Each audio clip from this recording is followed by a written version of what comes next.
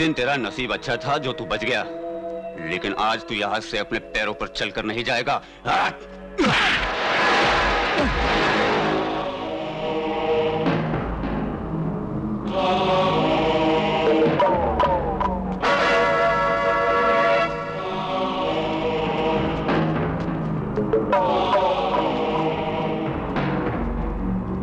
आगे नहीं बढ़ना, मारूंगा मैं। देख, मैं मारूंगा तुम लोगों को। हाँ, मारो साले को।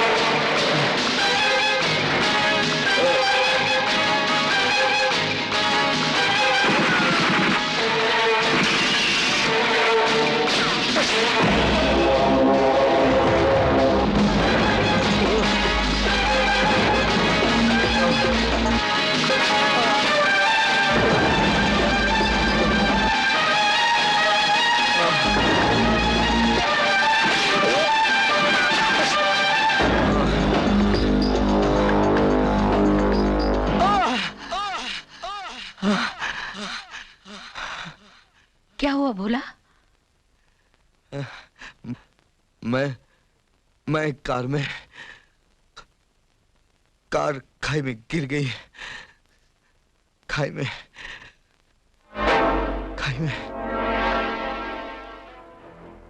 आप मेरे साथ बाहर आइए। आपका बेटा शरीर से तो बड़ा है, लेकिन बातें बिल्कुल बच्चों जैसी करता है। ये जन्म से ही ऐसा या किसी एक्सीडेंट के कारण हुआ है? वो भोला मेरा बेटा नहीं है डॉक्टर साहब। वो मुझे अधमरी हालत में खाई में पड़ा मिला था। मैं उसे उठाकर फौरन बैजी के पास ले गई। भगवान की कृपा से उसकी जान तो बच गई, मगर होश में आने के बाद वो बच्चों जैसी बातें करने लगा। अपने बारे में कुछ बता भी नहीं सका। I see. That means it's a case of amnesia. किसी घटना के कारण भोला अपनी पिछली जिंदगी के बारे में भूल चुका है। उसे वही बातें याद है जब वो 5-6 साल का था। डॉक्टर साहब, क्या भोला अब हमेशा ऐसा ही रहेगा? ऐसी कोई बात नहीं है।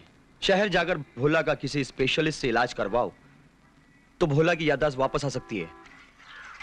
दूध का दिल जलाई के मलैया मोटी तू खाई के। ए गंगू भैया, ए गंगू भैया, 1 लीटर दूध देना बिना पानी के। अरे भैया, अगर बिना पानी का दूध चाहिए ना तो वो मेडिकल स्टोर वहां चले जाओ, वहां दूध का पाउडर मिल जाए है। हमरे पास तो पानी मिला हुआ दूध है भैया।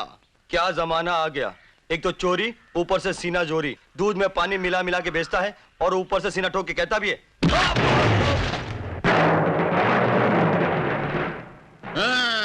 अरे बस्ती वालों, ये देखो, एक फटका में साला भैंसन के खूंटा के माफिक धरती में घुस गया। ये तो अच्छा हुआ कि हम बहुत कस के नहीं मारा, नहीं तो इंडिया में घुसता और ऑस्ट्रेलिया के बाहर निकलता। लेकिन भैया जी, तुमने मुझे मारा क्यों? मारा क्यों? ये समझाने के लिए कि भगवान के बनाए हुए संसार में मिलावट हुई सकत है, दो ही प्रेमियों के प्यार में मिलावट हुई सकत है, इस देश की सरकार में मिलावट हुई सकत है, अबे तोरे खून में मिलावट हुई सकत है, मगर जौनपुरी भैया के दूध में मिलावट हो ये ना ही हुई सकत है। तू साला बोला कैसे कि हम दूध में पानी मिला के बेचते हैं बे? हम कहाँ बोला, आपका आदमी बोला। अरे वो तो कुछ भी बोल सकता है, उसको बोलने का लाइसेंस है, मगर भुसावल के सड़े हुए केले के छिलके तू कैसे बोला? और तू जरा लेवल में आके बात कर तो तेरी तो और तुम लोग कहाँ ही हैं? सनी मार है, जा अपने घर पे। हाँ रे, तो भैंसन अपना पेट भरने के लिए घास फूस खाते है कि नहीं? खाती है। उसके बाद पानी पिए थे कि नहीं? पीती है। वो पानी के पेट में जाके दूध में मिलत है कि नहीं? मिलता है। तो दूध जो बाहर आता है उसमें पानी होगा कि नहीं? होगा। तो गंगा ठीक बोलता है ना कि दूध में पानी होता है। बिल्कुल ठीक बोला, गलती मेरे समझने में हुई है। तो बेटवा जरा बराबर समझा करो। कहा हुआ कि घूसा मारा तो शुक्र करो ये जमीन नरम थी, घुस गए अंदर, कड़क होती तो भड़ से छोटे हो जाते हैं। जाओ दूध दे दो। हाँ ले लो। सुनो, हाँ? पैसा नहीं लेना। काहे? अरे मारा तो जमीन में घुस गया यार। जा। कितना? 1 लीटर बगैर पानी के। कहा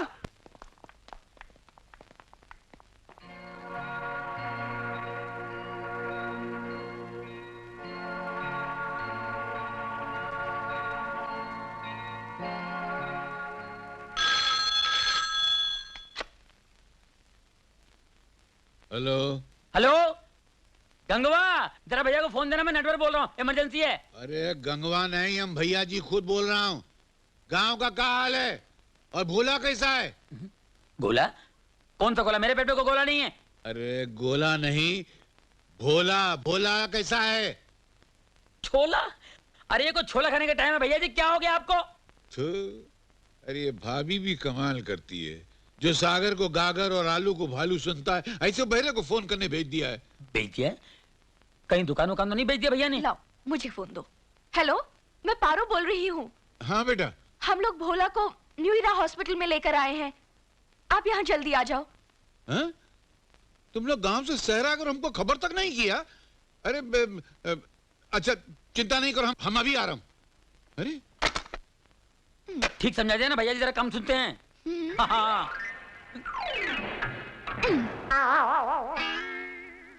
मैं बह रहा हूँ, चलो।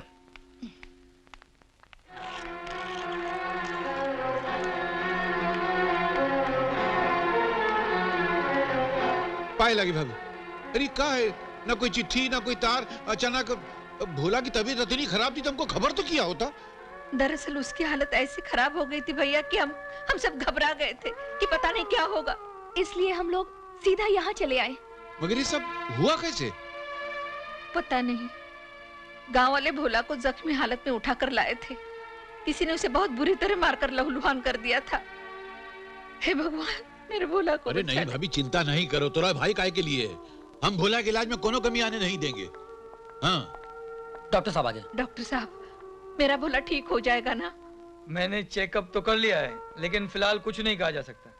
उसका दोबारा चेकअप करना पड़ेगा, जिसके लिए स्पेशलिस्ट को बुलाना पड़ेगा, और इलाज के लिए काफी खर्चा आएगा। अरे आप खर्चे की चिंता नहीं करो, आप भोला का केवल इलाज करो, जितना भी खर्चा आएगा हम बर्दाश्त करेंगे। ठीक है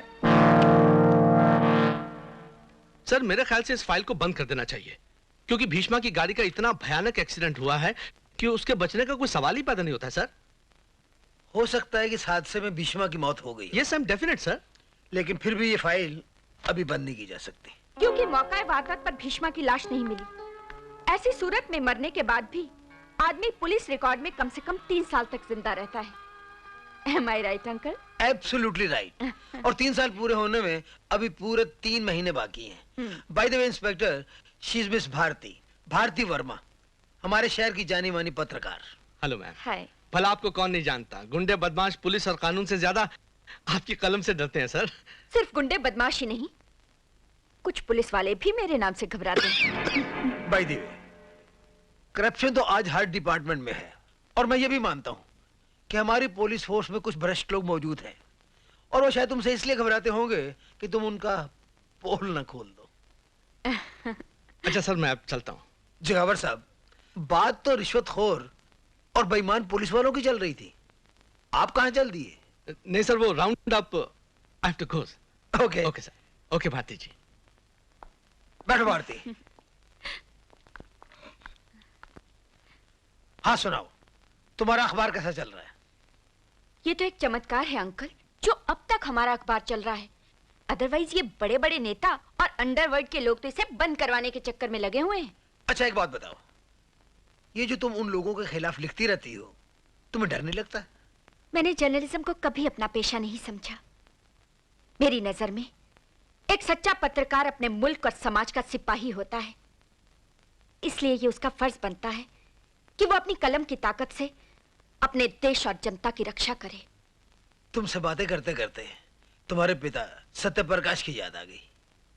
वही तेवर, वही अंदाज, उन्हें भी अपनी जिंदगी से ज्यादा अपने आदर्शों और अपने असूलों से ज्यादा प्यार था, इसीलिए वो भ्रष्टाचार से लड़ते लड़ते शहीद हो गए। अरे हाँ, तुम तो कोई गुड न्यूज देने वाली थी। अरे हाँ, बातों बातों में मैं आपको असली बात तो बताना भूल ही गई। कल अभिमन्यु का फोन आया था, उसकी पुलिस की ट्रेनिंग पूरी हो गई है, वो वापस आ रहा है अंकल। ये तो बहुत खुशी की बात है, और ये कामयाबी सिर्फ अभिमन्यु की नहीं, तुम्हारी भी है। दीदी से मिलवाओगे ना? प्रिया, मैंने तुम्हारे बारे में दीदी को सब कुछ बता दिया, वो तुमसे मिलके बहुत खुश होंगे। मेरे भी पापा तुमसे मिलकर बहुत खुश होंगे। ये तो तुम्हारा ख्याल है, ये भी तो हो सकता है पापा तुम्हारी पसंद को नापसंद भी कर सकते हैं। ये नहीं हो सकता क्योंकि पापा मुझसे बहुत प्यार करते हैं और आज तक उन्होंने कभी किसी चीज के लिए मुझे निराश नहीं किया। He is really great. Very good. अच्छा, पापा के अलावा घर में और कौन कौन रहते हैं? चाचा जी है और मेरे बड़े भैया। वो दोनों भी इतने अच्छे हैं कि जब तुम उनसे मिलोगे तो मेरा दावा है कि तुम उनके फैन हो जाओगे।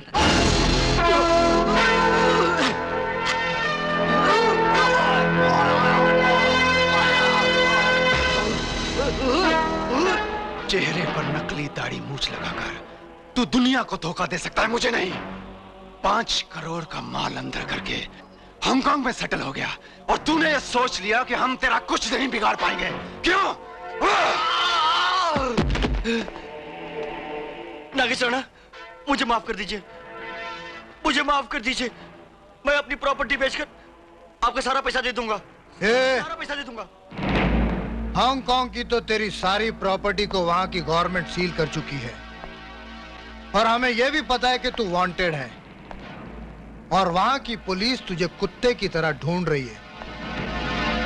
तो फिर ये 5 करोड़ रुपया तू कैसे वापस करेगा? हैं?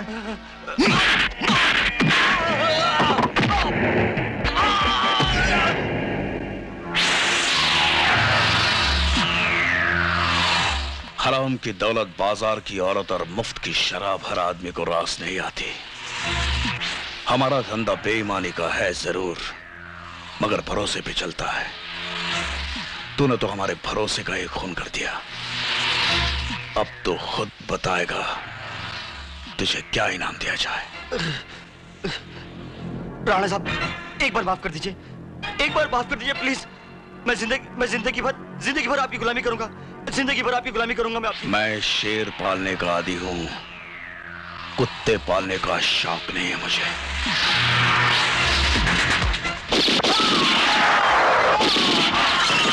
दीदी, दीदी, अभिमन्यु, दीदी। ओ अभिमन्यु, यहाँ बैठ। आज मैं बहुत खुश हूँ अभिमन्यु। पिताजी की यही तो आखिरी तमन्ना थी कि तू जिंदगी में कुछ बन जाए। दीदी, ये सब तुम्हारी मेहनत और कोशिशों का फल है। अच्छा, ये सारा क्रेडिट तू मुझे क्यों दे रहा है?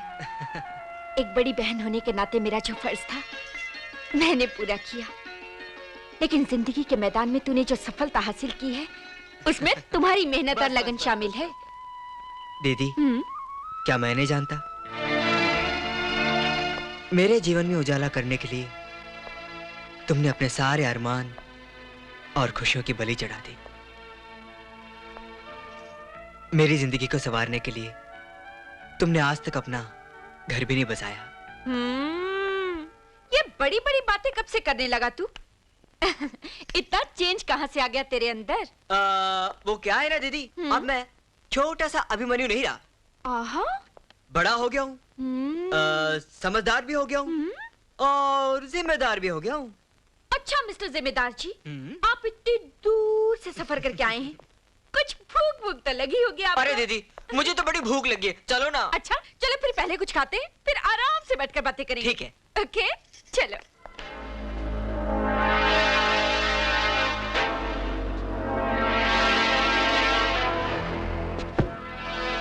Sub inspector Abhimanyu Verma reporting sir. B at ease, have a seat. Thank you. मुझे विश्वास है कि तुम अपनी ड्यूटी पूरी जिम्मेदारी के साथ निभाओगे। Yes sir. मैं तुम्हें एक ऐसा केस दे रहा हूं जो तुम्हारे कैरियर की शुरुआत के लिए चैलेंज साबित होगा। ये फाइल तुम ध्यान से पढ़ लेना, क्योंकि ये फाइल 3 महीने के बाद बंद हो जाएगी, और अगर ये केस तुम सॉल्व कर पाए तो मुझे बहुत खुशी होगी। I will try my level best.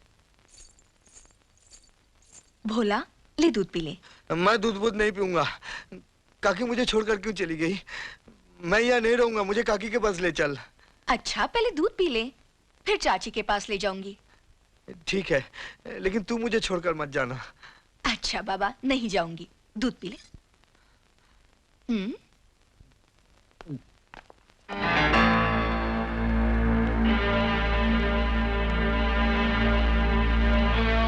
ये तो भीष्मा है।